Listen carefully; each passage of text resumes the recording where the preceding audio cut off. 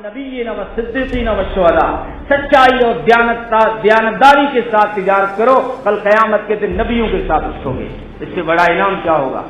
अल्लाह ने तिजारत में बरकत रखी है। रिस्क के 99 हिस्से बरकत के तिजारत में रखे हैं। कमाने के 3 जरिए है ना, मुलाजिमत भी है, ज़राअत भी है, उसमें तिजारत सबसे अहम। इस्लाम आपको तिजारत से मना नहीं करेगा, दुनिया छूटेगी नहीं, सिर्फ तरतीब बदलनी है। जाविये निगाह को बदल लो बस।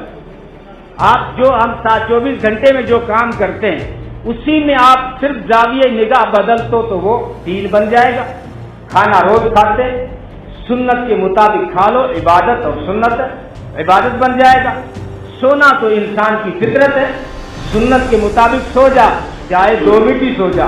अल्लाह को पता है तू करवट बदलेगा, लेकिन तू चाहे 2 मिनट ही सो जा, शुरुआत सुन्नत से कर, फिर चाहे कितनी रात को करवटें बदलता रहे, खुदा फरमाते हैं पूरी रात इबादत में लिख दूंगा।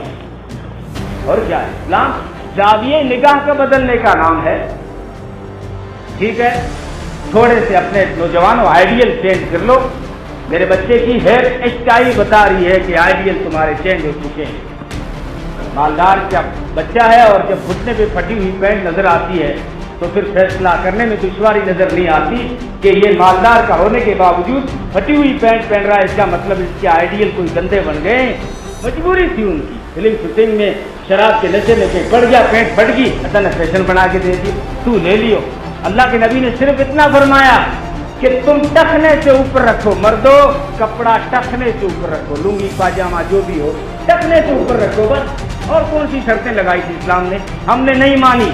अंग्रेज आया, बोला घुटनों से ऊपर करो, तो अब चड्डा पहन के बगवार में फिरे, फखर और करे तो शुरू लाती। यानी नबी ने जब फरमाया तो तब हमारी आंख नहीं खुली मस्जिद का एहतराम करना। हंसते हुए नबी ने फरमाया इतना हंसो जितना रो। साहबा को मुस्कुराते हुए देखा, फरमाया जो मंजर मैं देखता हूँ अगर वो तुम देखो ना तो हंसो कम और रो ज्यादा। मस्जिद का एहतराम है, वरना कहीं और होता तो मैं इस तरह से भी आज